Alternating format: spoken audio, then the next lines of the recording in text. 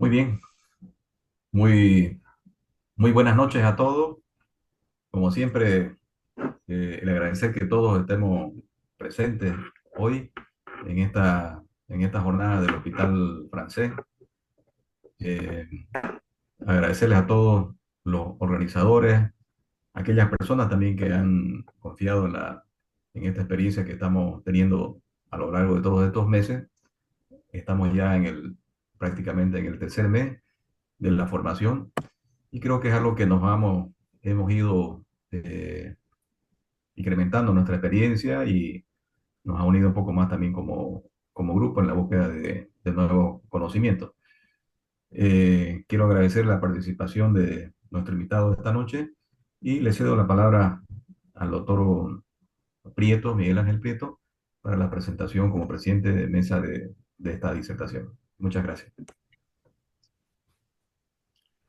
Buenas noches, queridos colegas. Continuando con la jornada de actualización en la especialidad de ginecología, obstetricia y pediatría, permítame presentarme. Soy el doctor Miguel Prieto Aguilar, especialista en ginecología y obstetricia. Mi lugar de trabajo, Hospital Municipal Francés. Primeramente, darle la bienvenida al doctor Albert Chayapa, quien nos estará impartiendo sus amplios conocimientos sobre la temática designada para hoy, que es citomegalovirus en el embarazo y recién nacido.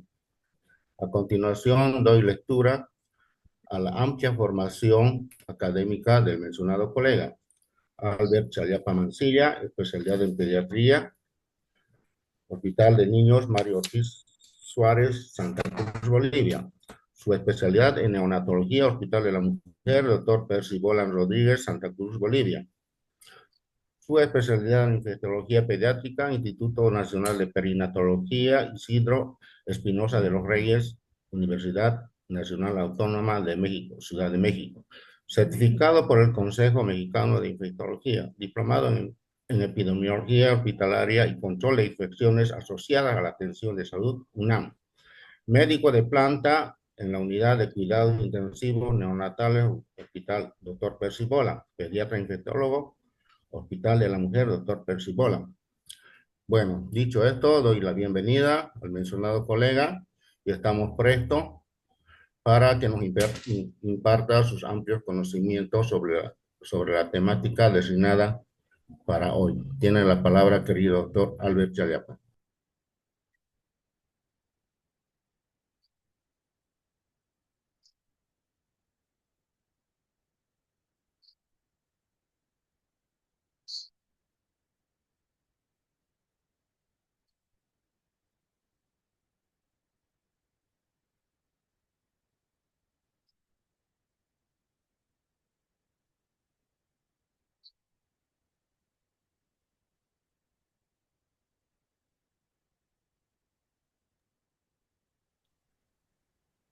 Doctor Chayapa, buenas noches. Ya puede iniciar con la presentación.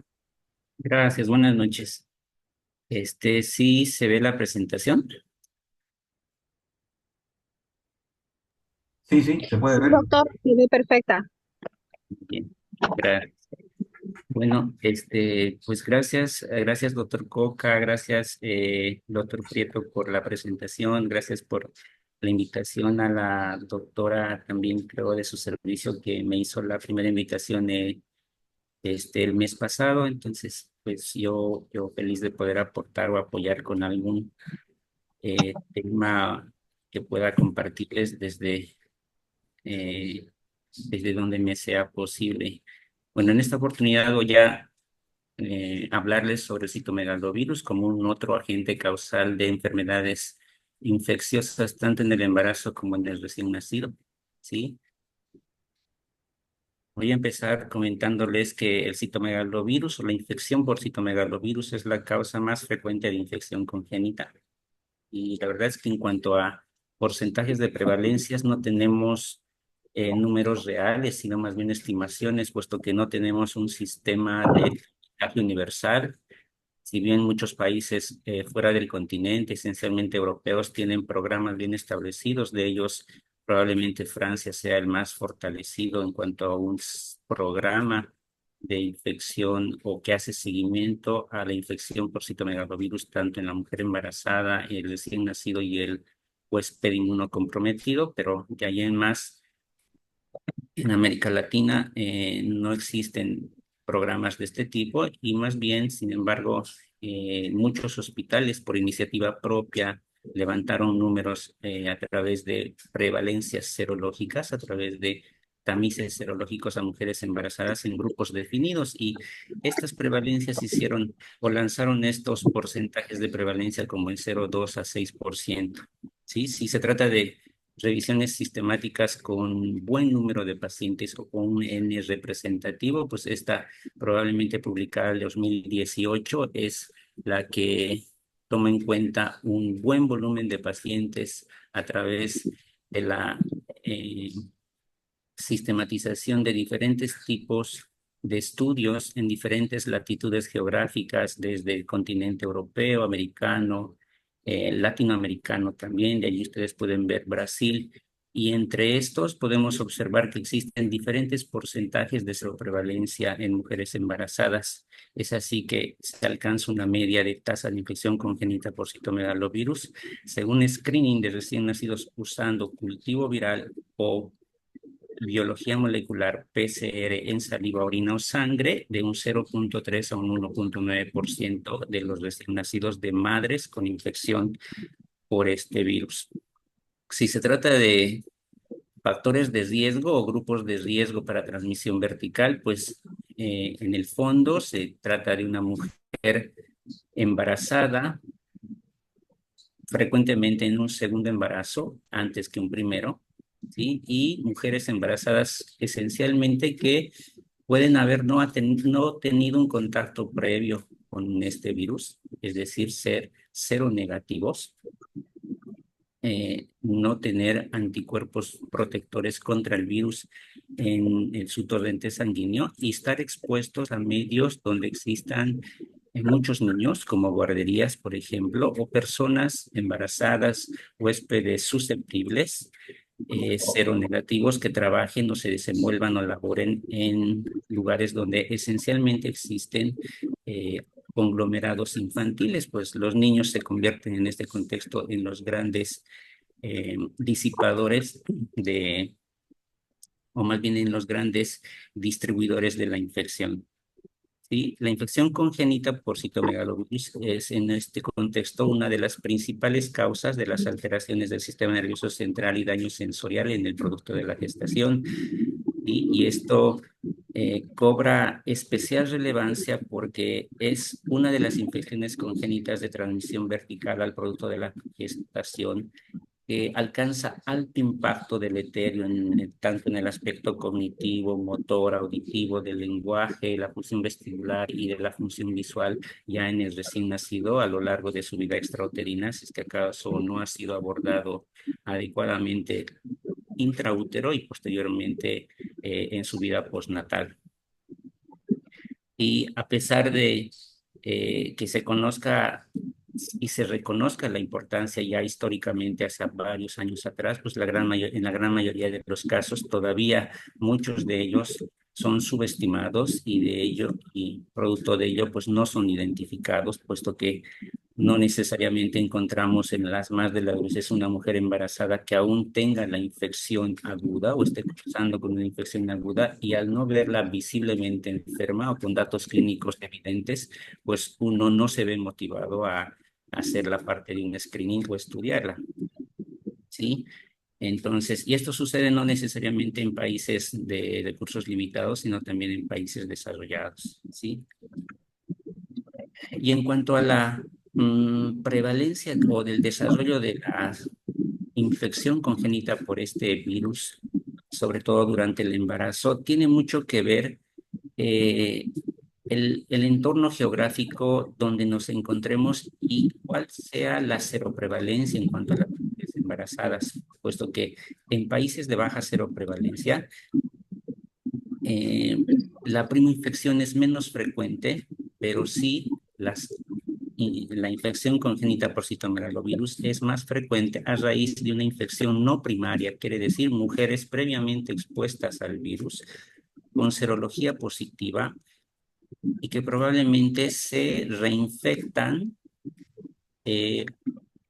durante el embarazo, ¿sí? Quiere decir una cepa o una variante diferente de citomegalovirus o reactivan una infección latente durante su embarazo, probablemente en un estado de inmunodepresión, no necesariamente patológica, puesto que el mismo embarazo pues les trae cierto grado de inmunodepresión a la mujer embarazada y en un contexto de eh, o infección latente, más no enfermedad por el virus, puede haber desarrollo de reactivación de la infección y no necesariamente una infección por una variante del virus. Y por el contrario, en países de alta cero prevalencia, quiere decir donde prácticamente el 90% de las mujeres embarazadas cuentan con serología positiva, quiero decir esencialmente IgG positiva en el screening serológico a la mujer embarazada. En estos contextos, la infección congénita es más a raíz de una infección no primaria que una primoinfección.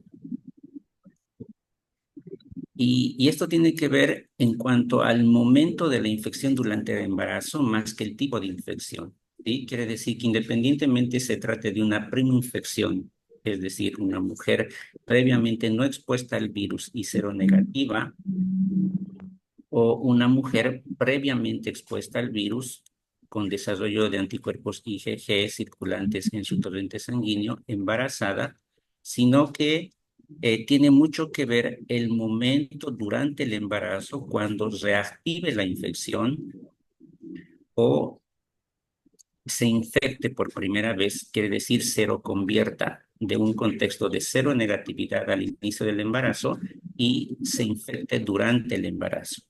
Cuando existe primoinfección, quiere decir sin exposición previa e infección primaria durante el embarazo, pues el riesgo de transmisión al producto de la gestación oscila entre un 30 a 40% de los casos. Y en un contexto de infección no primaria, quiere decir reinfección por una variante de citomegalovirus o una reactivación de un virus latente, si bien el porcentaje es mayor, pero no es nulo. Quiere decir, al menos existen 1 a 2% de probabilidades de infección al producto de la gestación. Y si se trata de niveles socioeconómicos en cuanto a las mujeres susceptibles, embarazadas o expuestas a este tipo de padecimientos, pues históricamente también se conoce a través de varios estudios y no hechos necesariamente en otros continentes, sino en países vecinos, que el nivel socioeconómico medio y bajo, lastimosamente, son quienes, en cuanto a poblaciones de mujeres embarazadas susceptibles, alcanzan altas tasas de prevalencia, siempre superando los 80%, e históricamente también se conoce que poblaciones de mujeres embarazadas de países desarrollados o industrializados, pues la seroprevalencia es menor. En cuanto a la edad, pues lo que se ha podido observar también ya a través de estudios pasados es que superando los 30 años de edad, pues todas las mujeres embarazadas, prácticamente en una media del 96% de las mujeres embarazadas son seropositivas, quiere decir presentadoras de IgG específicos o protectores contra citomegalovirus. Entonces decíamos al principio que si bien independientemente de la forma como llegue la infección al producto de la gestación, sea a través de una primoinfección o una infección no primaria, el hecho de llegar a afectar, aún sea en un porcentaje bajo o alto al producto de la gestación, pues de ahí se arman dos escenarios muy distintos. Quiere decir que en un 90% de los casos, quiere decir un gran número de recién nacidos que nacen de mujeres positivas o de mujeres embarazadas positivas para la infección, el 90% de los casos va a ser asintomático y un 10% de los casos, si no en alguna otra revisión, 15 a 10%, va a ser sintomático, ¿sí? Y de estos 10% a 15% de recién nacidos sintomáticos, pues un porcentaje de ellos, lastimosamente por el grado de afectación corporal a distintos niveles, así como un 3 a 4% no va a lograr sobrevivir, y ese 96 a 97% de ese 10 a 15% de recién nacidos sintomáticos, si bien sobreviven con altas tasas de retraso en el neurodesarrollo, sordera neurosensorial, etcétera. Entonces, muchas de las láminas van a parecer como muy reiterativas y muy repetitivas en cuanto a lo que les voy a ir mencionando, pero es importante que tengamos muy en cuenta que esta infección de transmisión vertical, de cierta forma desatendida, y a veces, muy pocas veces sospechada o incluida dentro de nuestras impresiones o integraciones diagnósticas, es importante reconocer que tanto la infección primaria como la no primaria pueden generar compromiso del producto de la gestación, compromiso fetal severo y con secuelas dependiendo el momento del desarrollo del embarazo, y gran parte de los estudios sustentan que el primer trimestre sería el peor. En una línea del tiempo, pues si marcamos una línea desde el momento de la concepción, lo que se ha podido observar es que si la mujer embarazada, o más bien la mujer huésped susceptible, tuvo una infección aguda 11 semanas antes de la concepción, el porcentaje de infección de transmisión vertical a su producto de la gestación prácticamente es nulo, ¿sí? Es un 0% de transmisión vertical. Aún teniendo una infección aguda 3 semanas antes del periodo del inicio de la concepción, el riesgo de transmisión vertical al producto de la gestación llega apenas al 10%, ¿sí?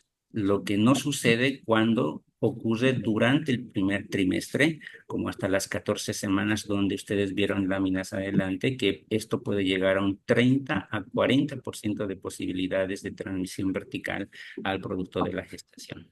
Entonces, nuevamente, el riesgo de síntomas severos y el riesgo de desarrollo de secuelas que van a marcar la vida del recién nacido sobreviviente en un contexto de infección probada, pues, se desarrolla en el primer trimestre del embarazo, en el 95% de los casos.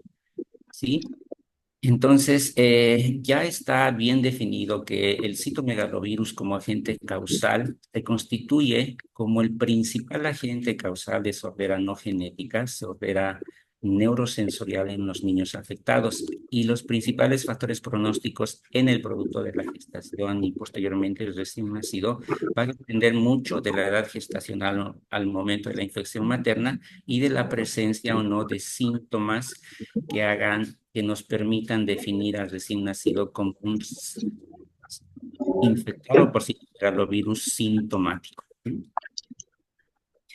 ¿Cómo podríamos hacer el abordaje en cuanto al diagnóstico de la infección materna y del producto de la gestación? En nuestro medio es importante que podamos utilizar los recursos asequibles y los recursos posibles acomodados a su realidad, y la verdad es que todavía el ultrasonido de alta resolución es el recurso imagenológico que cobra fuerza también en este tipo de María, infección de transmisión vertical, puesto que al momento de poder evidenciar a través del ultrasonido hallazgos sospechosos de infección congénita, empieza a dibujarse un flujograma de atención y de seguimiento Facultad. estricto y de examen exhaustivo a la mujer embarazada y al producto de la gestación, como con las pruebas serológicas como de la de biología molecular ¿Pudiste subir al cuartito? e invasivas inclusive, Con las manos adelante.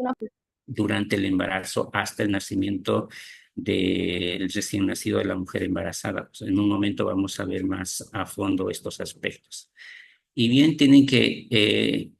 es importante también recordar que no solo las calcificaciones intracraneales, pues la mayoría de los en la mayoría del personal de salud siempre está presente en la cabeza de uno cuando indica presencia de calcificaciones cerebrales igual a probable infección de transmisión vertical o materna a su producto de la gestación. y de estos pues no se libra el citomegalovirus. Sin embargo, es importante reconocer que no solo estos hallazgos ecográficos como las calcificaciones son los únicos, ni mucho menos patognomónicos. Tienen que ver tanto los hallazgos ultrasonográficos extracraneales, como fueran la esplenomegalia, la cardiomegalia, las inflamaciones de las serosas como el pericardio, el hidrops, la citis, el líquido acítico, o imágenes ultrasonográficas a nivel de la placenta, como son la placentomegalia, presencia de calcificaciones en la placenta, el oligoamnios, el polidramnios, mismo así las imágenes sugestivas de un feto hidrópico. ¿Sí? Y tienen mucho que ver la clasificación de estas alteraciones de los hallazgos ecográficos, tanto como para clasificarlos dentro de un espectro de afectación severa, afectación leve, tanto sean del sistema nervioso central como extracerebrales, ¿sí? Y tenemos que poner muy presente que las alteraciones a nivel del sistema nervioso central van a ser mandatorios en cuanto a el poder considerar manejo medicamentoso, probablemente antiviral, durante la mujer, durante el embarazo y pues por consiguiente muy probablemente también si es que no se logró adecuado control de la infección durante el embarazo en el recién nacido. Entonces, existen muchas revisiones sistemáticas con un muy buen volumen de pacientes que nos permiten sustentar todo lo que estamos comentando. Es así que los hallazgos ultrasonográficos cobran mucha fuerza a la hora de sospechar e investigar presencia o ausencia de este agente causal como es el virus o el citomegalovirus, tanto como por eh, alteraciones ultrasonográficas a nivel del intestino, como la hipergenicidad periventricular, la microcefalia, la ventriculomegalia, por ejemplo, dentro de los más prevalentes. ¿Sí? Es igual importante reconocer el trofismo importante que tiene citomegalovirus con las células del sistema nervioso central y de allí el alto impacto deleterio para el desarrollo de diferentes grados de afectación a este nivel, que si no son abordados y tratados oportunamente, pues lastimosamente el recién nacido ya en su vida o en su primera infancia desarrolla distintos grados de retraso.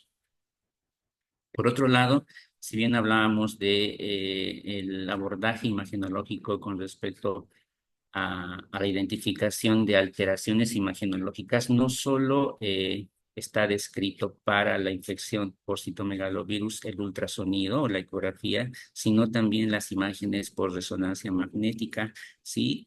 Y si bien al haber o no presencia de alteraciones imagenológicas con el ultrasonido o la resonancia magnética, de estar presentes, el pronóstico se empobrece y de estar normales mejora.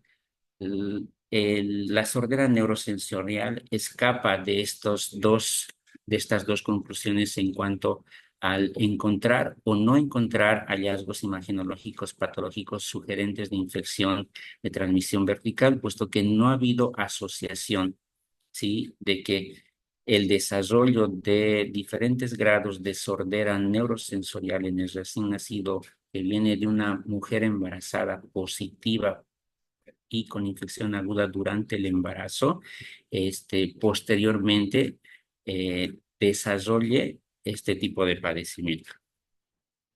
¿Sí? ¿Por qué? Porque también así como existe gran trofismo hacia las células del sistema nervioso central, también hacia las células del tejido en el oído medio, de allí que la sordera neurosensorial cobra relevancia como afectación del sistema nervioso central también en este padecimiento. Y si bien tanto la hiperecogenicidad periventricular en los hallazgos del ultrasonido craneal en el embarazo son los que están asociados directamente con peor pronóstico histopatológico, ya esto a través de estudios eh, en un entorno de fetos perdidos o fetos muertos. Entonces, también se ha podido observar a través de este mismo método, como es la patología y la histopatología o el estudio histopatológico de recién nacidos o productos de la gestación que no traían alteraciones evidentes rescatados o observados por el ultrasonido o la ecografía convencional y que fueran reportados como normal, pero que el estudio histopatológico no pudo documentar aquello, puesto que las alteraciones eran evidentes. Por eso es que este estudio lo clasifica como moderado, severo, aún en fetos estudiados ya en un entorno o en un contexto de hallazgos post-mortem de ultrasonidos reportados como normales. De allí que se desplazan tres categorías pronósticas y de todo esto es importante eh, hacer hincapié en los fetos que aparentemente se muestran asintomáticos, quiere decir con exámenes de ultrasonido o resonancia magnética normales y con recuento de plaquetas. Los recuentos de plaquetas se vio como un marcador realmente de peso e importante a la hora de marcar pronóstico en este tipo de infección. Y si bien comentábamos antes que los hallazgos imagenológicos no van relacionados necesariamente con el desarrollo de diferentes grados de hipoacusia o sordera neurosensorial en el recién nacido, estos fetos aparentemente asintomáticos, una vez en su vida extrauterina, deben ser seguidos estrechamente y bajo programación. De allí que muchas sociedades científicas han intentado no establecer un tamizaje universal, porque si bien se podía con mucho recurso diagnóstico abordando a la paciente en diferentes latitudes geográficas, me refiero a países con altos recursos económicos que permiten un abordaje diagnóstico intensivo y crítico, a diferencia de países de bajos recursos donde no necesariamente se vive esa misma realidad. Es que si se llega a un diagnóstico de infección aguda por citomegalovirus en el embarazo, con base en la imposibilidad de poder ofrecer opciones terapéuticas que permitan asegurar a la embarazada que su producto de la gestación va a mejorar su pronóstico, es que las diferentes sociedades científicas hasta la fecha no han establecido o no recomiendan un tamizaje universal en todos los países, ¿sí? Si bien la iniciativa propia ha surgido por distintos países según sus prevalencias y han, de todos modos, pese a estas recomendaciones, tanto como del Colegio Americano de Obstetricia, en la Sociedad Americana de Medicina Materno-Fetal, la Sociedad Canadiense de Ginecología y Obstetricia y esta Sociedad Internacional de Ultrasonografía, pues existen muchos otros países, dentro de ellos europeos como Francia, les comentaba, Israel, que tienen programas bien establecidos y que a través de los estudios que muchos de ellos realizaron es que podemos ahorita contar con datos, al menos estimaciones de prevalencias o cero prevalencias en diferentes poblaciones de mujeres embarazadas y nos permiten hacer estimaciones o abordar a nuestras pacientes, esta vez ya en nuestro medio, según nuestras posibilidades. Sí, entonces el abordaje a la mujer embarazada esencialmente se enfoca a aquella mujer embarazada que cuenta con serología positiva para citomegalovirus, quiere decir IgG positiva e IgM positiva, en la que si bien esa infección probablemente aguda llegó en un entorno primario o probablemente de reactivación o de reinfección, es importante no quedarnos con esa serología, sino más bien desplegar un flujograma de probabilidades tomando diferentes recursos laboratoriales que nos ofrece o que nos recomiendan hacer para llegar a realizar diferentes estudios necesarios, tanto en pos de ir a prevenir una infección en el producto de la gestación o el feto, o más bien tratar una infección en el producto de la gestación en la mujer embarazada. Y el test de avidez de IgG específica para citomegalovirus es una de las pruebas laboratoriales que es importante o que sigue en un contexto de serología positiva IgG e IgM en una mujer embarazada, porque de reportarse este test de avidez como alta o baja, esto va a ser determinante para seguir con el proceso de estudio y determinar o no una infección primaria y su derivación necesaria a un servicio que le permita, de ser posible, una atención multidisciplinaria a ese recién nacido que conlleve ginecología, obstetricia, medicina materno-fetal y, de ser posible, infectología también. Entonces, a través del tamiz serológico en una mujer embarazada, si contamos con una IgM positiva, esta puede tener varias implicancias, que nos puede tanto permitir inferir que se trata de una infección aguda reciente o aguda no muy reciente, ¿sí? Entonces, y además lo cierto y documentado y difícil es que este tipo de anticuerpo, aún mostrándose o reportándose positiva, puede verse positiva o elevada por infecciones cruzadas concomitantes que pueda estar sufriendo la mujer embarazada, y de ellos el que más se nombra es la infección por virus de Epstein-Barr, ¿sí? Y distintos padecimientos inmunológicos que alguna mujer embarazada pueda estar cursando subclínicamente.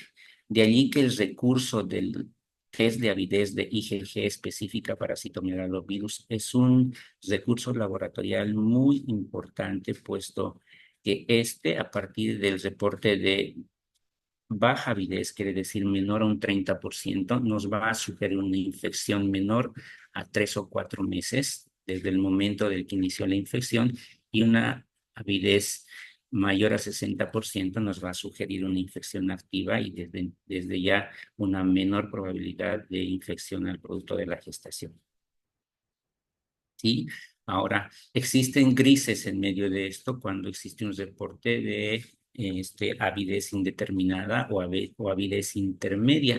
En estos casos, pues la recomendación a través de los estudios recomiendan que debería ir uno en busca de probablemente procedimientos laboratoriales un tanto más complejos, como la biología molecular, en busca de material genético del citomegalovirus en la sangre de la mujer embarazada. Quiere decir un PCR para citomegalovirus en sangre de la mujer embarazada.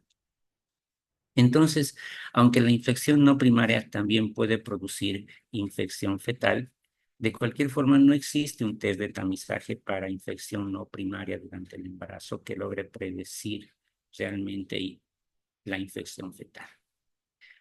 De allí que en un contexto de documentación de infección aguda por citomegalovirus en el embarazo, quiere decir una IgG positiva, IgM positiva y un test de avidez baja, pues despliega el flujograma de procedimientos a realizar en la mujer embarazada, y allí entra lo que fuera el estudio del líquido amniótico con criterios que permiten buscar al virus en el líquido amniótico. Sin embargo, esto tiene indicaciones precisas y es que debe hacérselo por métodos de biología molecular como el PCR para citomegalovirus en líquido amniótico, pero esto no debe ser antes de las 8 semanas de iniciado la infección por este virus, y tampoco puede ser realizado dicho procedimiento antes de las 18 a 20 semanas de embarazo, puesto que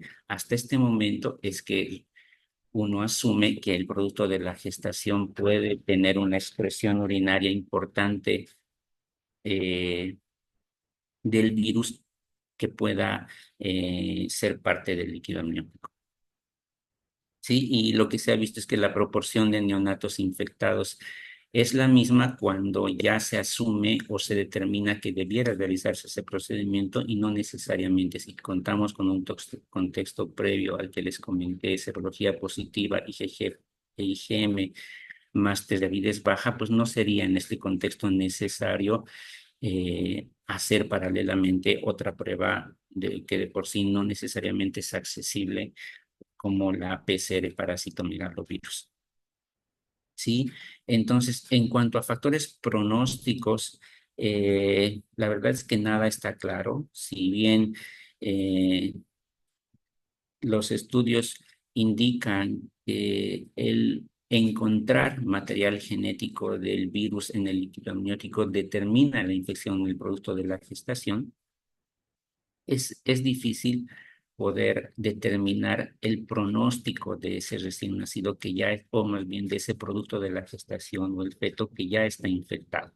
Si bien muy teóricamente la plaquetopenia como un factor determinante se asocia a peor pronóstico junto con el aumento de la gamma-glutamiltransferasa y la bilirrubina, pero esto de sangre obtenida por cordosíntesis es una recomendación muy teórica más que práctica y desde ya muchas de las sociedades científicas no las recomiendan llevar a cabo, ¿sí? Puesto que en un contexto de trombocitopenia ese procedimiento realmente sería de para el fin que uno persigue. De allí que muchos grupos de estudio, esencialmente europeos, también americanos, pues están en la búsqueda de ver si pueden encontrar biomarcadores indirectos que permitan estimar el pronóstico de la infección ya probada en el producto de la gestación y pues todavía no existe nada definido al respecto. Y en cuanto a las terapias prenatales, en la mujer embarazada con respecto a la infección por citomegalovirus probada. Esto la verdad que es un desafío, ¿sí? Les pongo aquí, les menciono tanto a la inmunoglobulina hiperinmune específica, al ganciclovir, valganciclovir, el aciclovir mismo, el valaciclovir y el etermovir, ¿sí? Las vamos a ir comentando una a una. En cuanto a la gamma globulina hiperinmune, esta no debe ser la inmunoglobulina estándar, sino se trata de inmunoglobulina G específica contra citomegalovirus. ¿Sí? Todavía los estudios están en marcha y están en curso, muchos lastimosamente no randomizados, no con grupos controlados. Sin embargo, estos estudios con grupos control históricos han permitido observar que pudiese existir cierto grado de disminución o porcentaje de disminución de transmisión de la infección del producto de la gestación desde la mujer embarazada, pero ahí van probando como cuánto sería necesario en cuanto a dosis. Si una dosis mensual, ya vieron ustedes ahí en la lámina que si bien logró descensos en la probabilidad de infección, esto no es representativo. Entonces eh, se lleva a cabo ahora un estudio de fase 1, en curso la fase 2 de administración de esta gamma globulina hiperinmune en administraciones de 2 veces por semana, ¿sí? La que parece tener ya disminución en valores representativos en cuanto a la probabilidad de transmisión de la mujer embarazada infectada a su feto. Sí, sin embargo, muchas sociedades ya en base a este último estudio es que recomiendan el uso de gamma globulina hiperinmune específica contra citomegalovirus y no la estándar para infecciones agudas con alto riesgo de transmisión al feto.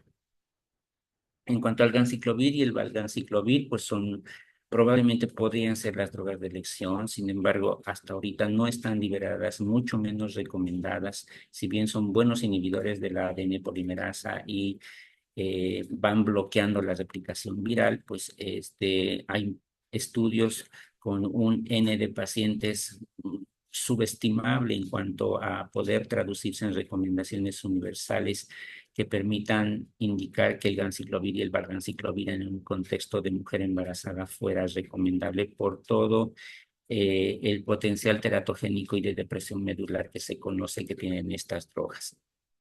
El letermovir como un antiviral parece ser prometedor porque si bien no va contra la ADN polimerasa, va con otra enzima inhibidor de la terminasa viral que también impacta en la replicación viral. No parece tener estos efectos teratogénicos para el producto de la gestación de uso en animales en gestación, pero sin embargo todavía existen estudios en marcha que no permiten por el momento considerarla como una opción terapéutica establecida. Ya desde el 2020, pues esta publicación de Lancet ah, nos apareció como una gran posibilidad terapéutica que a la fecha muchas sociedades científicas, incluidas Latinoamérica, van recomendando al valaciclovir. Pues en diferentes momentos del embarazo, el valaciclovir hubiese permitido con menor capacidad teratogénica y menor posibilidad de desarrollo de reacciones adversas y actuando como un buen inhibidor de la replicación viral, solo que en administración de dosis altas a la mujer embarazada ha permitido observar importantes disminuciones de la probabilidad de transmisión de la infección al producto de la gestación, tanto así como un 11% en el grupo que ha utilizado valaciclovir versus un 29% del grupo control. ¿Sí? Entonces, todavía existen estudios en marcha con buen volumen de pacientes, sin embargo, ya hay otros que desde el 2020 al menos permiten hacer recomendaciones por diferentes sociedades científicas y de hecho ya la están utilizando.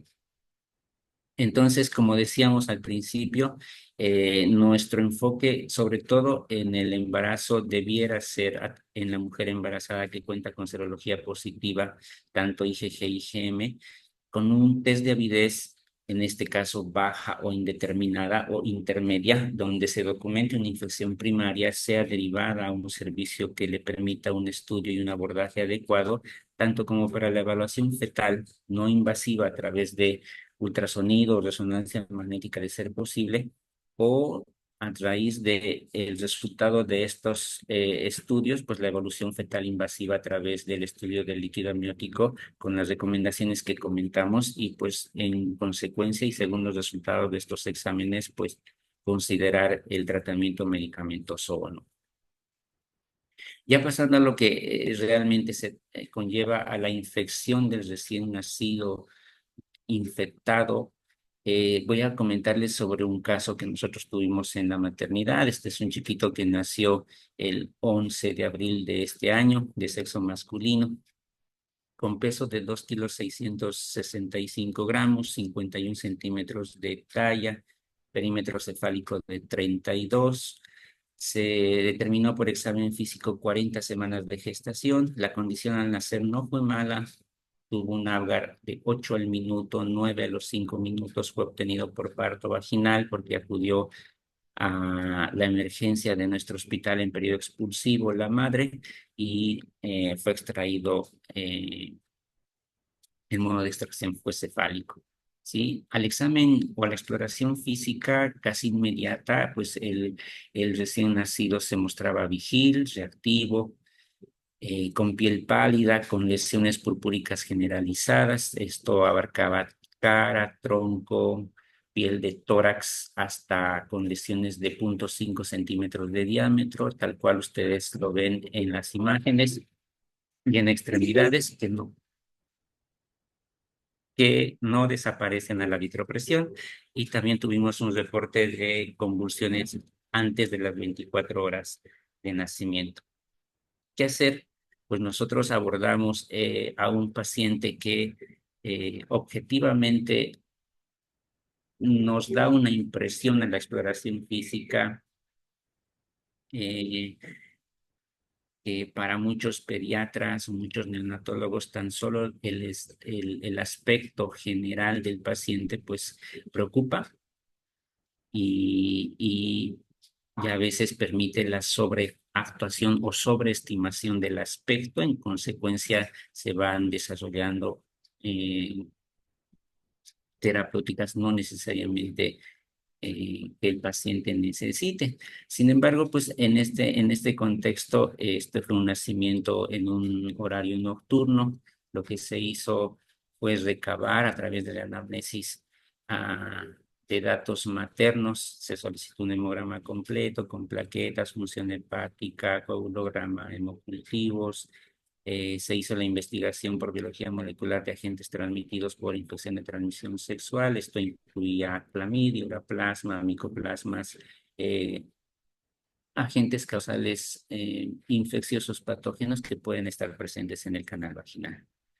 ¿Sí? Y es importante reconocer que es necesario que tanto el pediatra como todo personal de salud que vaya a atender recién nacidos y mujeres embarazadas se permita pensar en que no solo en este caso es la infección por citomegalovirus un determinante de patología deleteria en el recién nacido durante el desarrollo de su primera infancia, sino como muestra la lámina, existe un sinfín de agentes que pueden estar afectando a la mujer embarazada, tanto bacterianos, parasitarios, virales, que tan solo llegan a la mujer embarazada como huésped susceptible, se instalan muchos de ellos en la placenta, producen inflamación y dependiendo del grado de afectación a este nivel, pues pueden impactar a diferentes niveles en el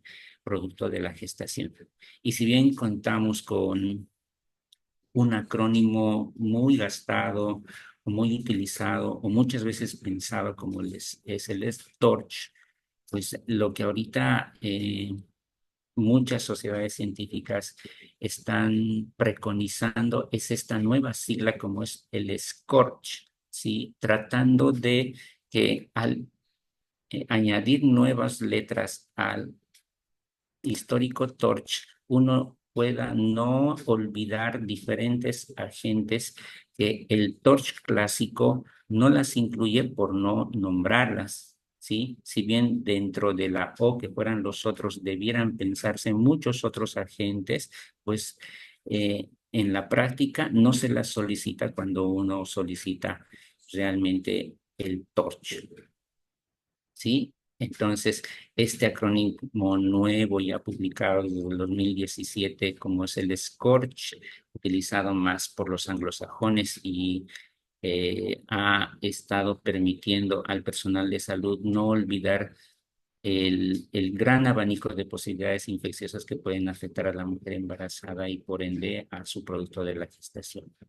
Y es que existen múltiples escenarios que vinculan tanto la infectología con la medicina materno-fetal y la neonatología, porque perseguimos programas de tamizaje, perseguimos datos clínicos como rash cutáneos que pueden no parecer importantes porque no son tan clínicamente representativos en la mujer embarazada o son temporales o son autolimitados o algún síndrome mononucleósico en la mujer embarazada que puede cursar con datos de registros de alzas térmicas, no necesariamente fiebre o con fiebre o procesos pseudogripales que pueden ser eh, pródromos de infecciones probablemente no sospechadas y como que subestimadas con tratamiento nada más domiciliario y no sujetos necesariamente a estudio y luego llevarnos con sorpresas ya cuando el recién nacido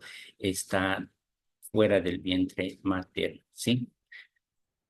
Y es que está establecido el tamiz a la mujer embarazada, así como al recién nacido, siendo que sociedades científicas como de países de recursos elevados también lo realizan. En nosotros se ajustan a necesidades o a prevalencias epidemiológicas de la región y esto implica tanto como a la sífilis, tanto como a la hepatitis, tanto como a las chagas, tanto como a la infección por clamidias.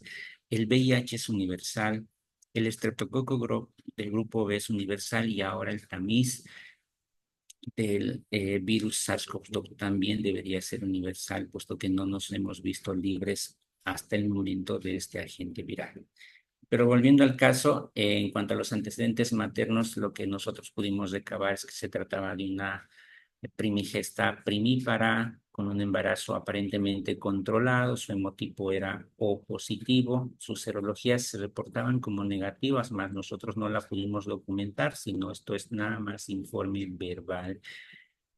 VIH no reactor, VDRL no reactor, antígeno de superficie para hepatitis B no reactor. De estas tres que sí se las puede hacer en el servicio de urgencias de nuestro hospital por pruebas rápidas, pues sí las podemos documentar. Sin embargo, el Chagas era reportado como negativo, pero nosotros lo documentamos como desconocido porque no hemos podido objetivarlo a través del registro de este resultado en una cartilla. Lo mismo sucedía con la toxoplasmosis, ¿sí?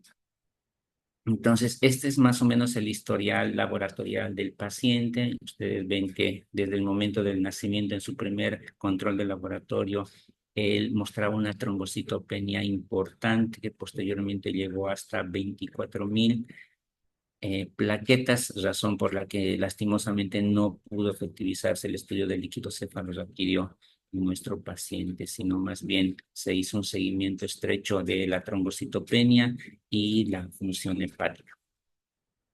Como parte del screening laboratorial y parte de la investigación de todo paciente que nace con los datos clínicos que les expuse, pues también el abordaje laboratorial implica las serologías. Estas nos reportaron IgM para citomegalovirus positivo en 5,58 por encima del corte de positividad para la técnica de quimioluminiscencia. Asimismo, IgG positivo para CMV 3,3 también positivo por encima del corte de positividad por el mismo método serológico.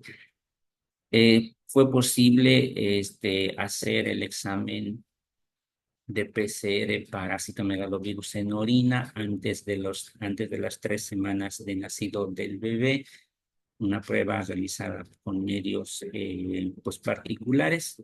Nos detectaron positivo. Pues esto se trató de eh, permitir primero, a través de la información dirigida a los padres, que ellos comprendan la necesidad de documentar y de confirmar la infección muy probable en el recién nacido, la que nos mostraba solamente pues, los anticuerpos por serología en nuestro hospital. La carga viral por CMV o para CMV fue reportada como en 112,741 copias por mililitro, ¿sí?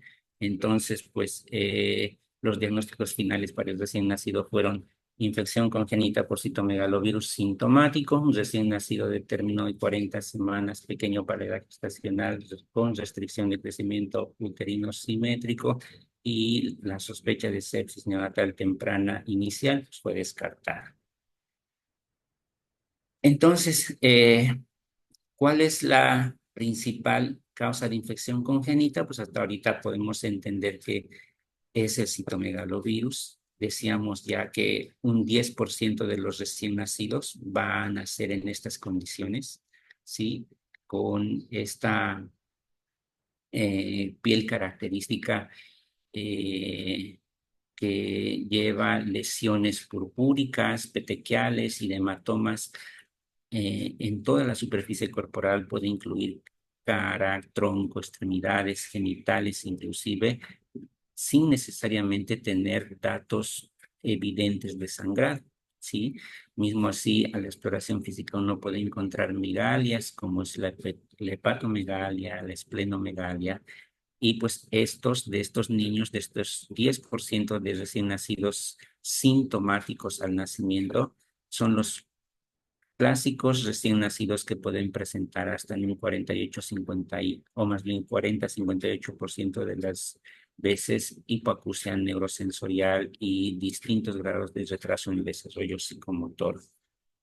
A diferencia del 90% de recién nacidos que nacen de mujeres embarazadas positivas para la infección, que se ven aparentemente asintomáticos con condición buena al nacer y en apariencia totalmente normales, pero que ellos tampoco se ven desprovistos de consecuencias a raíz de la infección, pues estos tienen o pueden cursar hasta en un 5 a 15% de las veces con hipoacusia neurosensorial y también retraso del neurodesarrollo.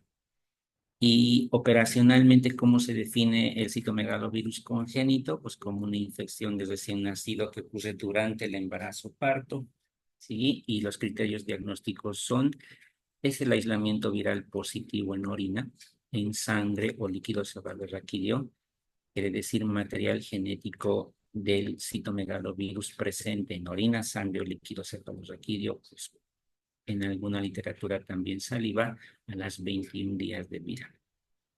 Y es que decíamos al principio que mucho depende del momento durante el embarazo en que la mujer o la mujer embarazada susceptible se infecte, va a depender el grado o la probabilidad de mayores secuelas graves. Es así que si ocurren dentro del primer trimestre, si bien la tasa de infección puede ser menor o la probabilidad de infección puede ser menor como un 10 o un 30%, las secuelas pueden ser mayores, ¿sí? Y si bien en el tercer trimestre eh, la probabilidad de infección puede ser mayor, como un 66% o más, los datos clínicos presentes o las secuelas pueden ser más bien menores.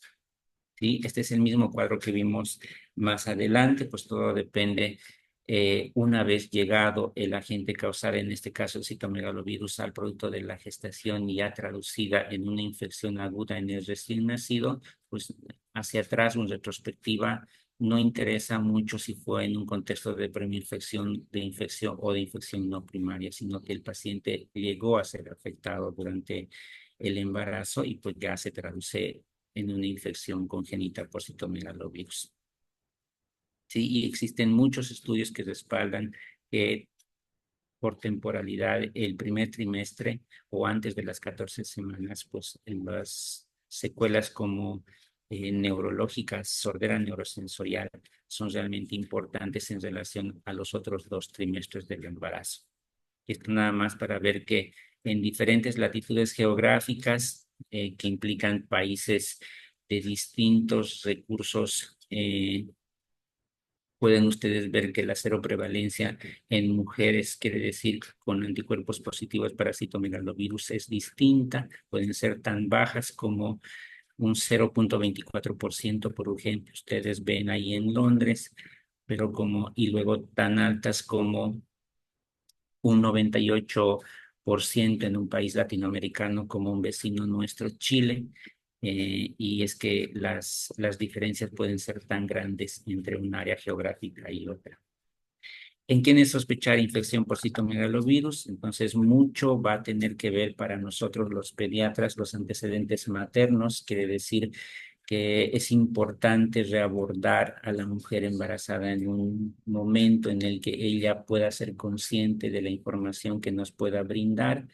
Sí, si bien en los hospitales no necesariamente son mujeres embarazadas que cursan su control prenatal en la misma institución, sino en otra que deriva o en otra que no conocemos, pero la mujer embarazada sí nos puede relatar antecedentes importantes y elevar nuestra sospecha diagnóstica para abordar oportunamente esta probabilidad infecciosa, ¿sí? Tanto como a través del tamiz materno que pudiese haberse hecho a la mujer embarazada, tanto en el primer control como en el segundo y el tercero, según habiéndose determinado si la mujer partió su embarazo como cero negativa y tuvo la probabilidad de seroconvertir durante el embarazo, o es que partió positiva y no se reinfectó o no reactivó su infección durante el embarazo.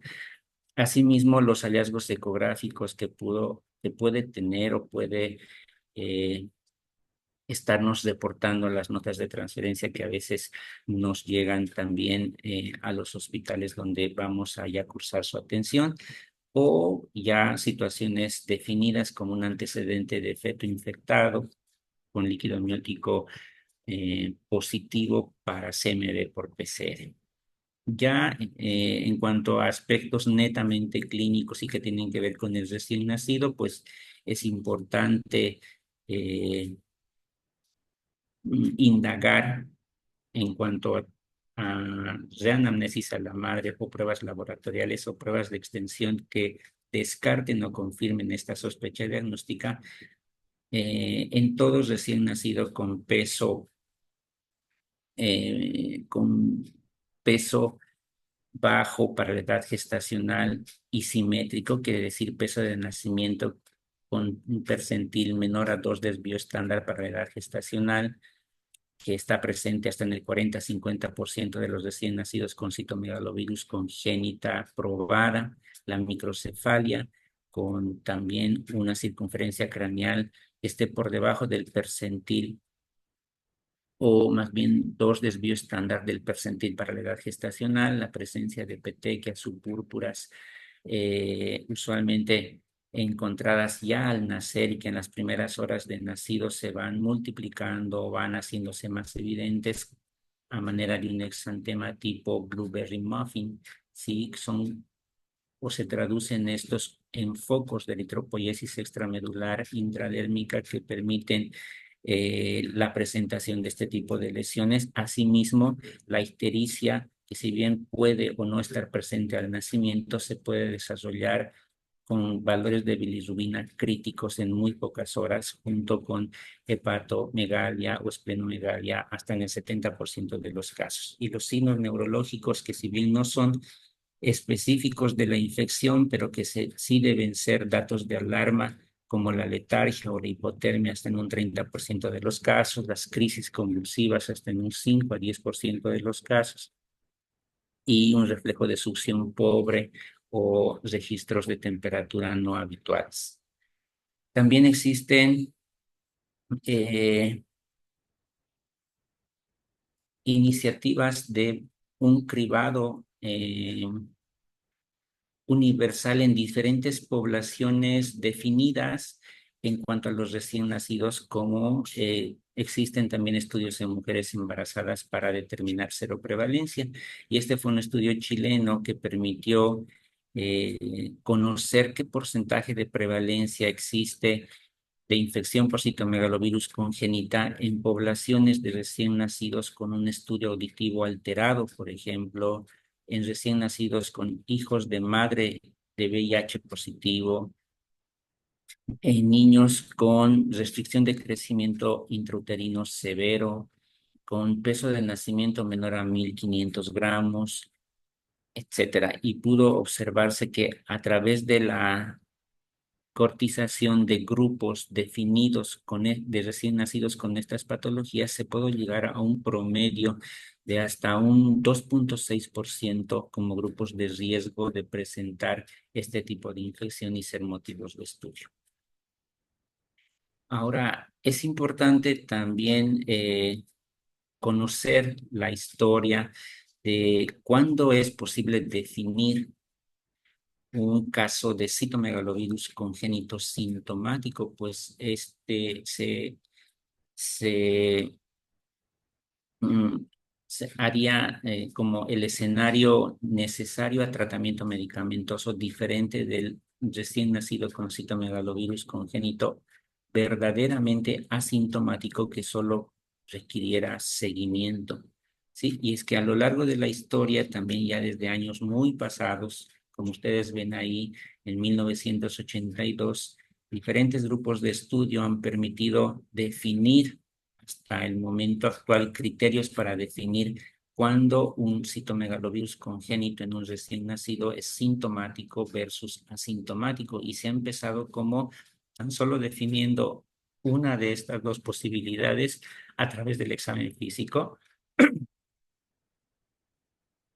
En un momento posterior, como en 2015, además del examen físico, ya se implementaron hallazgos laboratoriales y hallazgos imagenológicos, y posteriormente existieron como diferentes posturas entre americanos y europeos en cuanto a definir a un niño con citomegalovirus congénito asintomático tomando en cuenta por el lado de los americanos a un recién nacido sin alteraciones aparentes al examen físico y con audición normal, lo que para los europeos esta misma definición no se acomodaba a sus estudios, y ellos decían que un niño, eh, para ser definido como sintomático, debe tener hallazgos al examen físico, hallazgos laboratoriales, hallazgos imagenológicos y cualquier alteración de la audición o los exámenes audiológicos para el recién nacido implica una afectación al sistema nervioso central, y para ellos no era posible determinar a esos niños, aún teniendo un examen físico normal, laboratorio normal, imágenes normales, pero con pruebas de audición alteradas o que no pasan como un niño asintomático, sino más bien sintomático con criterio para tratamiento. Este es como el desarrollo de ambas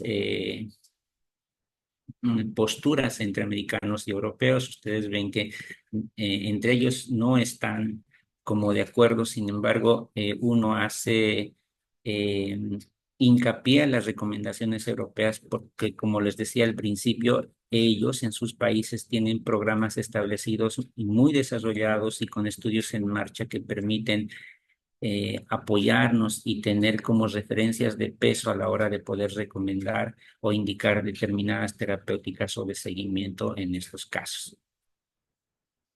Y es que también existen estudios que enrolaron pacientes definidos como con citomegalovirus congénito asintomático, ¿sí?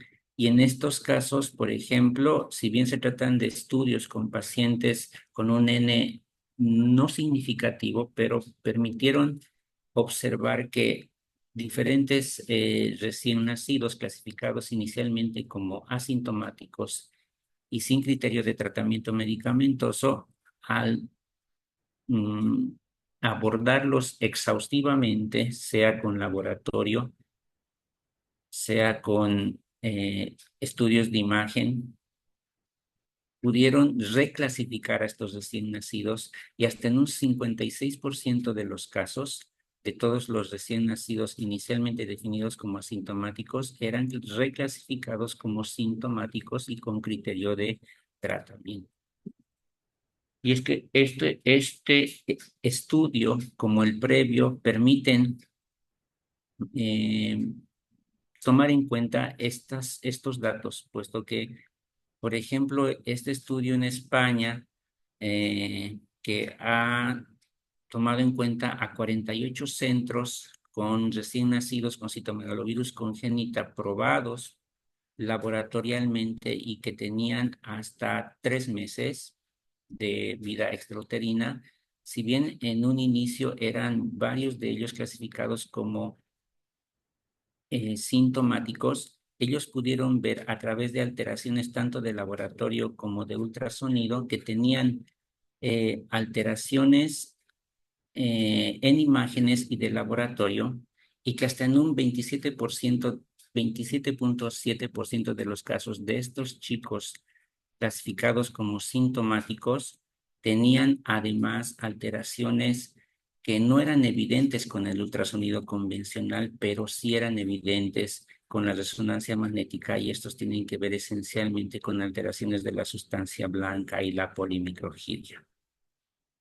De allí es que el estudio previo como este permiten recomendar realizar el ultrasonido convencional transfontanelar en el recién nacido, así como en aquellos donde sea posible la resonancia magnética a todos los recién nacidos que están dentro del abordaje diagnóstico para citomegalovirus congénita en su evaluación. Y si bien existen como ese muchos estudios que permiten apoyar estas recomendaciones de tener que realizar además una resonancia magnética nuclear y no quedarse con el reporte probablemente a veces negativo del ultrasonido convencional, es que se ha podido observar que los hallazgos que solo han sido objetivables con la resonancia magnética han impactado mucho en cuanto a presencia de epilepsia o distintos grados de desarrollo neurológico en recién nacidos que tenían un reporte de normalidad a través del ultrasonido transfontanelar y que sin embargo con la resonancia magnética eso no era documentado, ¿sí? Entonces, ahora uno empieza a decir que si bien tenemos que hacer ultrasonido transfontanelar y además aparece la recomendación de que deberíamos hacer una resonancia magnética nuclear de encéfalo al recién nacido, eso escapa a nuestra realidad en muchos de los países del medio y pues el nuestro no se hace indiferente a esa adversidad, ¿sí? Tanto como por el costo, tanto como por la accesibilidad al estudio, lo que han permitido ya también ya estudios muy pasados como este de 1994 es que se puede optar por otros recursos, otros mecanismos de estudio como es el estudio del líquido cefalorraquídeo, ¿sí? Entonces no deberíamos perder la oportunidad de estudiar el líquido cefalorraquídeo y documentar la presencia del virus en este líquido corporal, esta vez identificada lastimosamente por técnicas de biología molecular, pues estas encuentran o buscan o van en busca de material genético del virus en el líquido cefalorraquídeo y permiten en muchas de las veces iniciar tratamiento a un recién nacido que fuera inicialmente clasificado como asintomático y sin criterio de tratamiento medicamentoso. Vean ustedes cómo este estudio ha permitido observar que a través del estudio del líquido cefalorraquídeo tomado por punción lumbar y de recién nacidos inicialmente definidos como asintomáticos, permitió que estos recién nacidos sean añadidos a un programa de tratamiento medicamentoso y de seguimiento a largo plazo.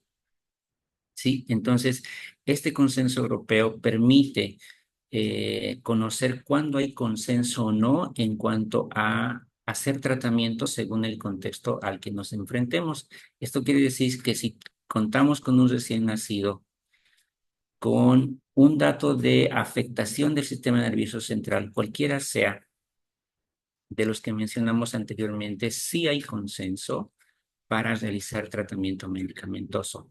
Mismo así que haya una enfermedad severa a raíz de o en el contexto del desarrollo de la infección misma una vez nacido el producto de la gestación. No hay consenso en infección congénita por citomegalovirus como enfermedad leve. Eso quiere decir una enfermedad transitoria, subclínica o con afectación de uno o probablemente dos sistemas, pero que no afectan clínicamente al recién nacido. ¿Sí? Entonces, ahora la hipoacusia neurosensorial uni o bilateral también es asumida como una afectación del sistema nervioso central y sí hay consenso para tratamiento medicamentoso, así como la enfermedad moderada. Y en cuanto a el despliegue del flujograma de atención y de tratamiento mismo del recién nacido con sospecha de citomegalovirus congénita sintomático, luego de todo el examen exhaustivo que mencionamos que implique cualquier hallazgo de compromiso del sistema nervioso central, falla multiorgánica, compromiso moderado de un órgano aislado y persistente más allá de 2 semanas.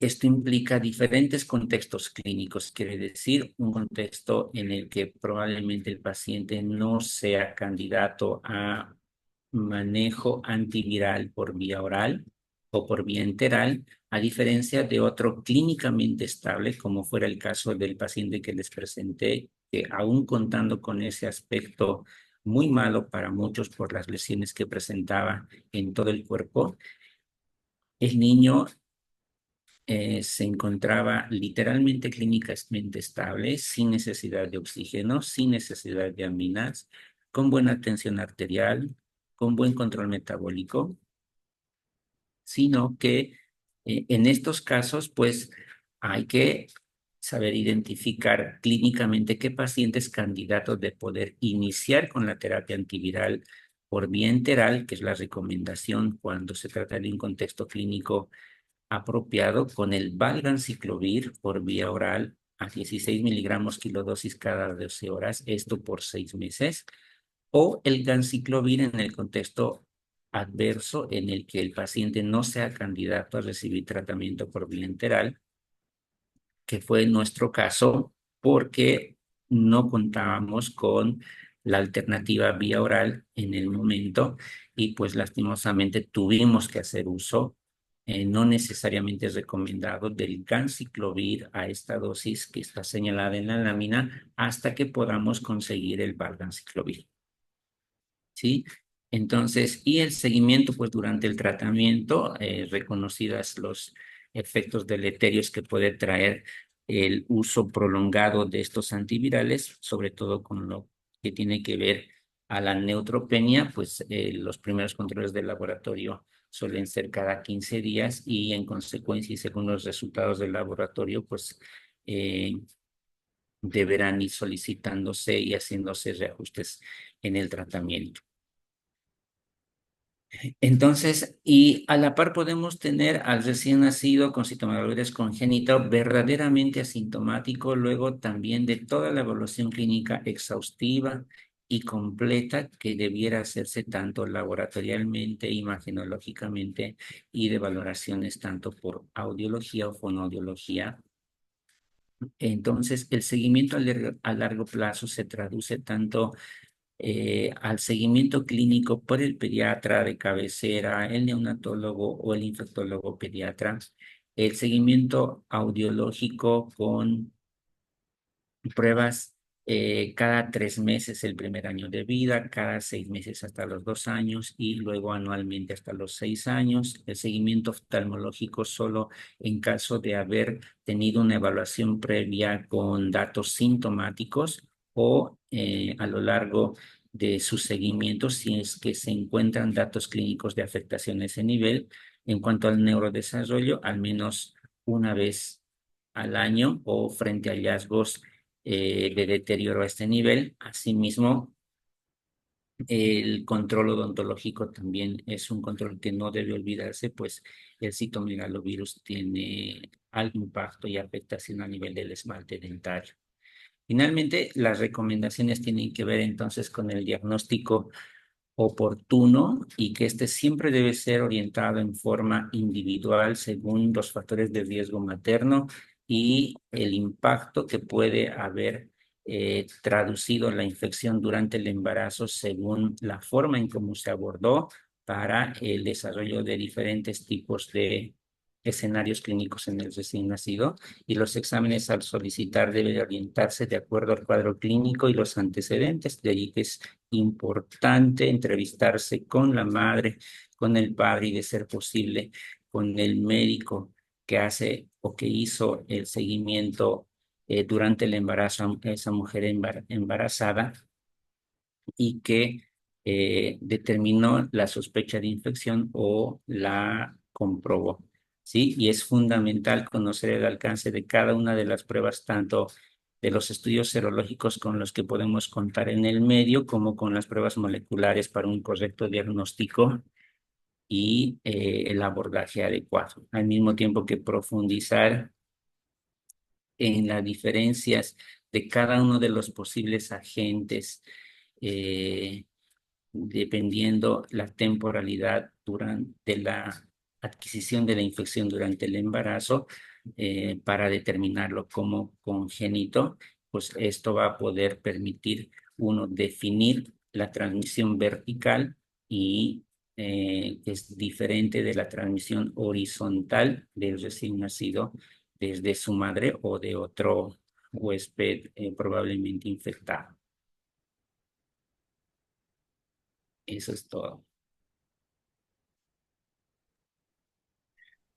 Muchas gracias, doctor, por su excelente exposición. Vamos a pasar a la ronda de preguntas. Si alguien tiene alguna pregunta, puede escribirla en el chat o también puede usar el audio. Sí, buenas noches. una consulta. Eh, a ver, desde el punto de vista epidemiológico, he visto que en realidad las mujeres por arriba de los 32, 33 años tienen un altísimo porcentaje de infecciones por citomegalovirus. Y esto ya epidemiológicamente lo coloca en un contexto ya muy alto, ¿no es cierto? Aparte de eso, de que el screening, la parte clínica que se puede hacer para el diagnóstico de nuestras pacientes, eh, entre entre las 12 o 13 semanas que son las que he visto que tienen mayor porcentaje, ¿no es cierto?, de transmisión vertical y además daño. eh, Esta realidad no es recomendable hacer algún tipo de tratamiento ante una sospecha ecográfica o clínica, digamos, para prevenir este tipo de virus. Mm, no está descrito en la literatura profilaxis eh, con respecto a ya la prevención de la infección de la mujer susceptible, más aún en un contexto de seronegatividad. Quiere decir que el abordaje inicial con un tamiz serológico recomendado en el primer control prenatal a la mujer embarazada, pues sería como el inicio del enfrentamiento diagnóstico con respecto a citomegalovirus, pues la determinación de la seronegatividad en ese primer tamiz de la mujer embarazada obligará a un seguimiento serológico durante el embarazo. Eso quiere decir que no debiéramos quedarnos con un tamiz serológico único en el primer control, sabiendo que la mujer es susceptible y teniendo probablemente factores ambientales de riesgo según el área donde se desenvuelve ella, no sé si en domicilio o en su trabajo. Esto me refiero a muchas trabajan con muchos niños, acuden a escuelas, acuden a guarderías y estas cosas. Entonces, en este contexto, la mujer embarazada debiera ser seguida con serologías al menos una vez por trimestre o dependiendo de los factores de riesgo. Diferente de la mujer embarazada que parte con una IgG positiva en su primer tamiz de su primer control e IgM negativa, es una madre previamente expuesta, pues una mujer embarazada previamente expuesta y con memoria inmunológica a la infección, pero que dependiendo los factores de riesgo a los que ella pudiera enfrentarse durante su embarazo, no está libre de reactivar esa infección o de sobreinfectarse con una cepa de virus o una variante del virus. Sí, pero no están descritos manejos profilácticos con respecto a la infección. O no hay recomendaciones establecidas. Muy bien, gracias. Esa era mi duda. Gracias. Continuando con la pregunta, hay una que es la siguiente. ¿La amniocentesis se usa solo para diagnóstico intrauterino o cambia en algo nuestra dosis o esquemas de tratamiento? Mm, Entendí mucho, pero ahorita la voy a leer, ¿sí?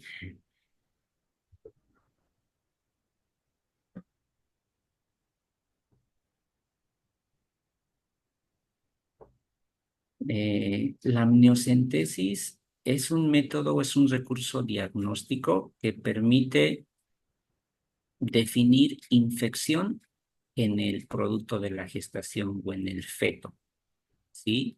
Si existe, si no hay detección de material genético de citomegalovirus en el líquido amniótico, pues uno puede definir o puede descartar infección intraútero en el feto. Sin embargo, si este material genético es detectado, quiere decir el PCR es positivo, ahí define una infección comprobada del feto y esas sí podría estar sujeto a tratamiento antiviral durante el embarazo, ya para muchas sociedades científicas con el Valaciclovir, hasta el momento del parto. Listo, doctor, muchas gracias. ¿Alguien más tenía una pregunta? Buenas noches, doctor. Sí, yo tengo una consulta muy agradecida por su brillante presentación, la verdad, bastante clara y gráfica. Tengo algunas preguntas en relación a citomegalovirus, porque la verdad que el seguimiento en la embarazada marca la diferencia en el seguimiento que vamos a hacer al recién nacido. Evidentemente, el diagnóstico precoz de un citomegalovirus congénito disminuye en una proporción el daño a nivel auditivo, ¿verdad? Este, mm, a la mamá gestante que se diagnostica o se sospecha bueno, en realidad que si se diagnostica un citomegalovirus agudo durante la gestación con seroconversión o reactivación, el que va a marcar la diferencia es la amniocentesis para iniciar el tratamiento antiviral, como usted lo dice. Probablemente en nuestro medio es muy complejo a veces convencer a las mamás en hacer una amniocentesis, ¿no? Y las amniocentesis, bueno, por los riesgos, si bien es 1% de complicaciones que tienen las amniocentesis, pero es por la idiosincrasia de nuestra población a veces es difícil convencerla que nace el niño y el diagnóstico temprano lo hacemos directamente con PCR. Tenemos la capacidad nosotros de solicitar quizás en la maternidad o en Cenetrop, hacer en orina, en sangre, la reacción en cadena de polimerasa para citomegalovirus. Podemos hacerlo, doctor. Y en relación a la lactancia, también, si es una mamá que es positiva, ¿cómo actuamos frente a la lactancia? Gracias, doctor. Sí, lastimosamente no contamos en el medio público con la posibilidad de solicitar y de que nos hagan PCR para citomegalovirus. A nosotros también nos tocó, informar a los padres, reunirlos a ambos, eh, permitirles conocer en un lenguaje entendible lo que estaba padeciendo su niño, y mismo si le orientamos y la diferimos hacia un médico de adultos para que ella también pueda comprender el impacto que la infección aguda que la señora estaba cursando era o no necesario ser manejado con medicamentos. Entonces nosotros nos encargamos del recién nacido aquí en la maternidad, y al término de esta conversación, que eso implicó tanto psicología, trabajo social, ambos padres de familia, jefatura del servicio, médico de planta y mi persona, ellos finalmente entendieron que era necesario realizar esta prueba y que debieran pagarlo de forma privada. ¿Sí? Entonces, de esa forma es que se hizo la prueba y se pudo determinar el PCR en orina positivo. Antes tuvimos las serologías positivas, tanto IgM e IgG en el recién nacido, que las podemos hacer aquí en el hospital o también las podemos diferir en Cenetrop. Entonces, pues lastimosamente el PCR en este momento no es posible en el medio público. ¿Sí? Con respecto a la lactancia, sí, si una mujer embarazada está cursando una infección aguda, pues es probablemente después de la infección o del riesgo de infección o exposición perinatal a VIH, el citomegalovirus, el segundo agente, el que permite suspender la lactancia materna eh, al recién nacido de la madre con infección aguda. Doctor Chayapa, buenas noches. Doctora, ¿cómo está? Doctora Virués, ¿cómo está? ¿Cómo está? Buenas. Chayapa, ¿cómo le va? Buenas noches. Doctor Chayapa, creo que estoy con una duda grande. Si hay un gran porcentaje de niños que nacen asintomáticos, ¿cómo podemos hacer un diagnóstico oportuno si no realizamos de rutina la serología de citomegalovirus en la mujer embarazada? Esa es mi duda. ¿O a qué se llama niño asintomático? Estoy con esa duda, ¿va a disculpar? Sí, es bien importante que la mujer embarazada en el curso de su control prenatal, el obstetra mm, permita que la mujer, que la señora entienda el significado de sus resultados. Lo que nos pasa a nosotros aquí es que si les hablamos a una mujer, si le hablamos a una puérperas y le preguntamos de forma dirigida, ¿tienes exámenes con respecto a toxoplasmosis, citomegalovirus, Chagas? Y ellas te dicen, sí, son negativos. Hasta ahí. No cuentan con la documentación necesaria porque muchos centros al parecer no les permiten contar con el reporte escrito, sino creo que quedan en el expediente clínico. Pero independientemente de aquello, no todas o muy pocas llevan conciencia de lo que sus resultados de laboratorio durante su embarazo reportaron.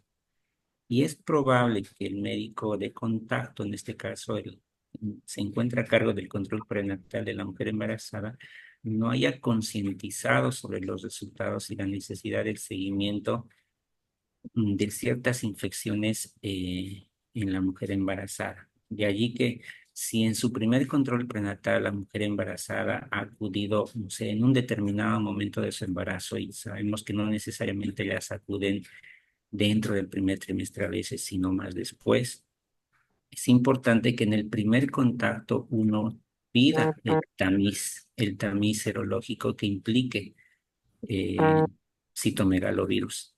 De allí va a ser como el punto de inicio para ver qué es lo que debemos hacer en cuanto a esa mujer embarazada, porque si no conocemos sus serologías durante su embarazo y nada más nos encontramos con datos clínicos probablemente en el bebé, vamos a pensar en todo antes de pensar en citomegalovirus y vamos a tratar a ese recién nacido como de entrada, como una sospecha de sepsis, ¿no?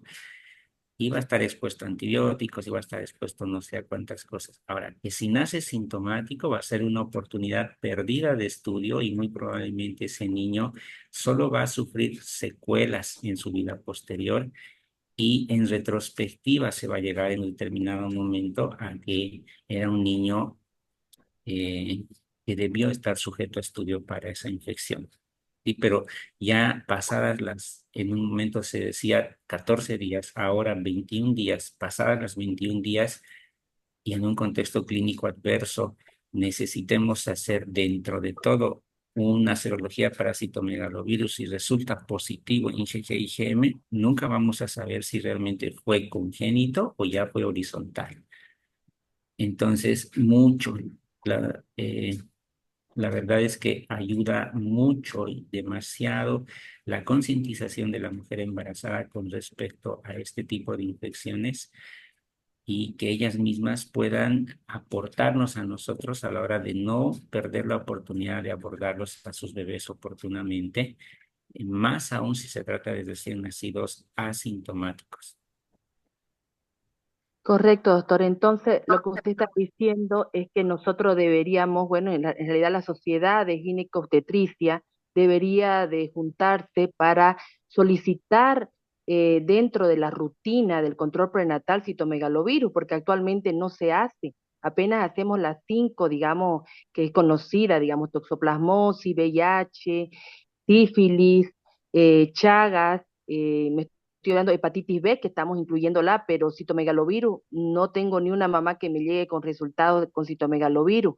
Entonces creo que deberíamos de reunirnos con la sociedad de obstetricia y ver que ellos soliciten, porque dentro del CLAP tampoco no está, ¿no es cierto? Dentro del carnet prenatal. No, no está.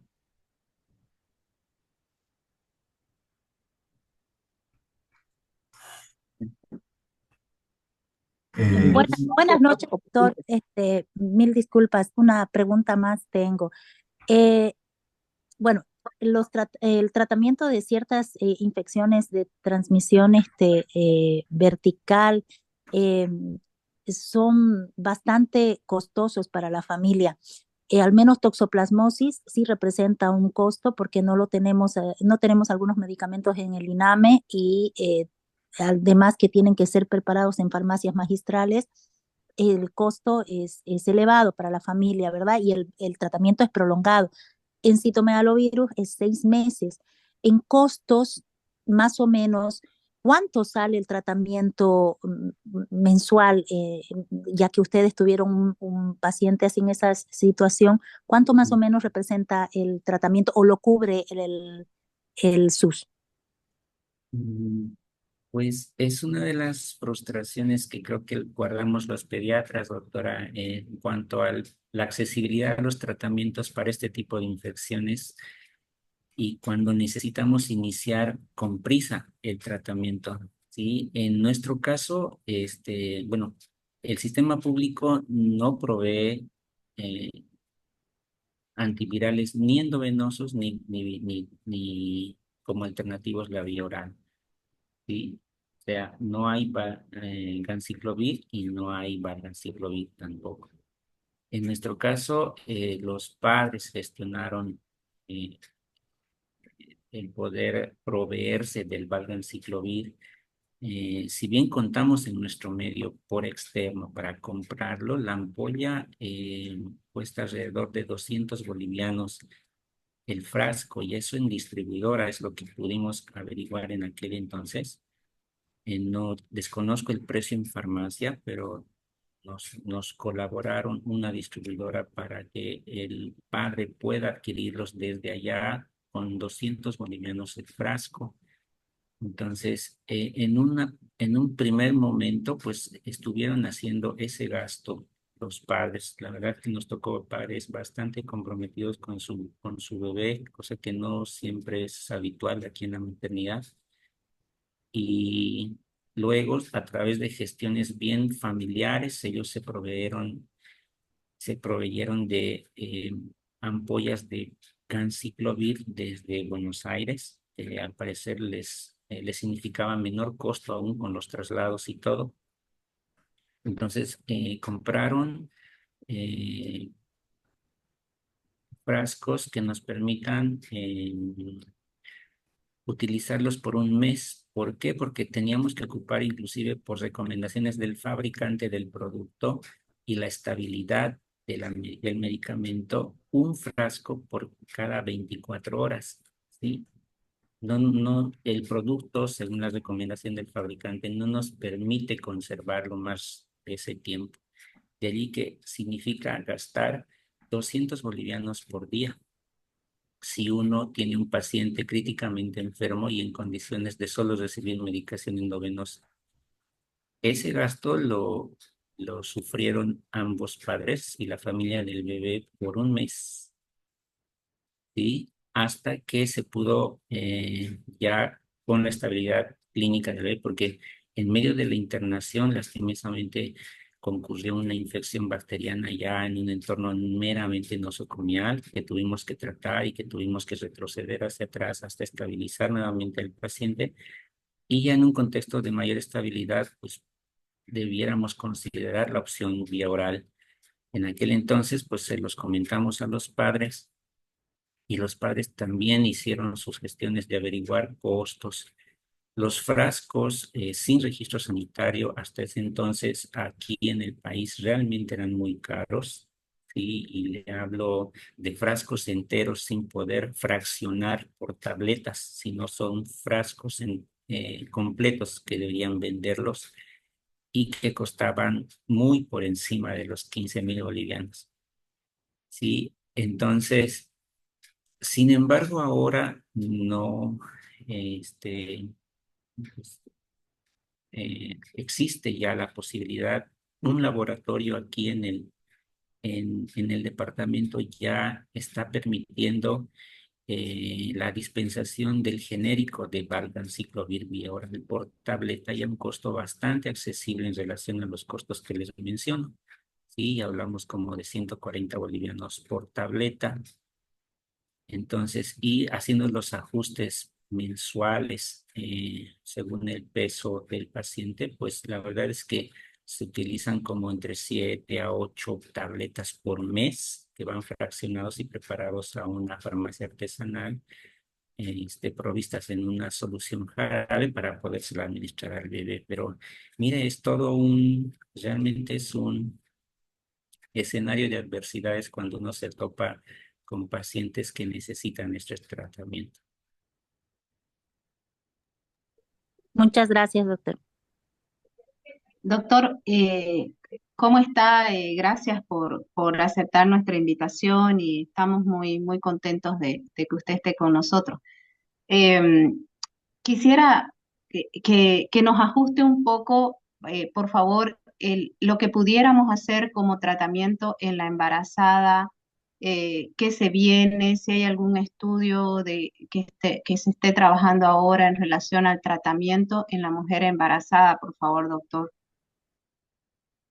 Lo que en este momento está ya recomendado, si bien no establecido universalmente, pero lo que se ha podido observar a través de los estudios que les comenté, el valaciclovir se ha convertido en un recurso medicamentoso bastante accesible, inclusive para nuestro medio. En nuestro medio contamos con valaciclovir, ¿sí? Y el considerar el inicio de este manejo es netamente del médico tratante. Él es quien va a definir la necesidad de iniciar tratamiento cuando se determine infección aguda, ojalá abordada desde una serología con IgG y IgM positivas para la mujer embarazada, más un test de avidez baja.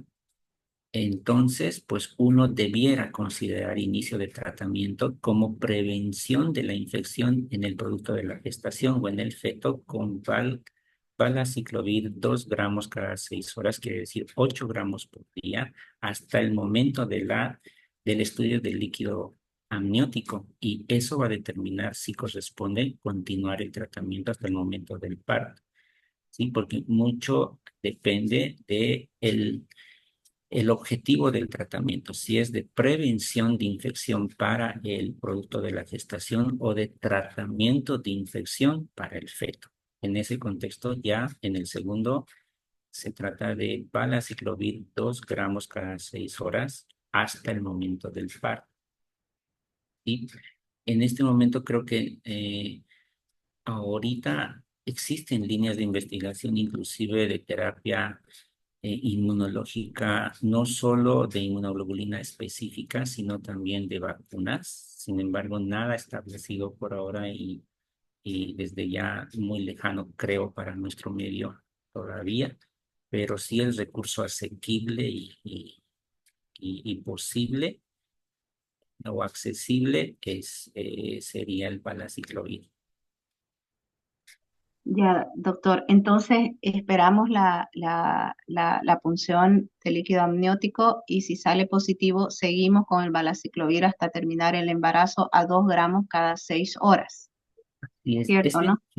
es difícil, doctora, como alguien mencionaba, algún colega Sí. mencionaba, que en nuestro medio el poder considerar el estudio de líquido cefalú, líquido amniótico, si bien Líquido. sí puede ser una indicación médica, pero esta puede como distar de la aceptación del paciente mismo y de la pareja o de su pareja y no ser posible finalmente un estudio que se planeaba hacer, eh, contando con una serología positiva en la mujer embarazada, más una prueba de biología molecular que puede ser una alternativa, porque esto nos va a permitir determinar viremia, quiere decir presencia del virus en sangre de la mujer embarazada, más un estudio de ecografía, un ultrasonido de alta resolución que permita descartar o confirmar alteraciones en imágenes y de ser posible, y si la pareja es renuente a hacer amniocentesis, inclusive considerar hacer una resonancia magnética. Creo que como clínicos nos corresponde, uno, el derecho a la información a la pareja, así como el derecho a que ellas sepan qué alternativas diagnósticas y terapéuticas podemos ofrecer. Listo, doctor, muchísimas gracias. Gracias por la aclaración. Bueno, ya que ya no hay más preguntas, agradecer la participación del doctor Chayapa y Megalab, ¿no? Por proporcionarnos el link de Zoom. En estos días se va a avisar la fecha de la siguiente clase. Esperamos contar con su participación. Doctora Pardo. Doctor Chayapa, estamos de verdad muy agradecidos, como ya le dije antes, por su participación. Realmente era una sentida necesidad en nosotros el conocer más sobre el citomegalovirus en la mujer embarazada y en el recién nacido. Estamos muy agradecidos de que usted haya aceptado nuestra invitación. Nos sentimos muy honrados por su presencia y quedamos pendientes de una siguiente clase, doctor. La verdad es que estuvo muy bonita y estamos, como le dije, muy contentos de haber recibido esta enseñanza. Un abrazo grande, doctor, que Dios me lo bendiga muchísimo. Eh, Gracias, doctora. Simplemente una, una, una, una pequeña recomendación. Yo creo que ha habido una ponencia muy importante respecto a las recomendaciones que nosotros debiéramos tener justamente con la Sociedad de Ginecología y la Sociedad de Pediatría, ¿no? Creo que sería muy loable que nosotros tengamos una propuesta de esta naturaleza ante la sociedad para que contribuyamos justamente de acuerdo a esta recomendación de poder incluir tanto los métodos de diagnóstico como de tratamiento, ¿no? Simplemente mencionar eso creo que es muy importante. Muchas gracias, doctor, por sus presentaciones. La verdad que nos han motivado bastante. Gracias, doctor. A ustedes las gracias, doctor Coca, doctor Prieto, por la invitación, doctora Pardo, un gusto en verdad. Ojalá en algún momento podamos conocernos personalmente. Bueno, Listo, doctor, muchas gracias. Gracias, muchas gracias. Hasta muy bien. luego. Buenas noches. Buenas noches, hasta luego, doctor.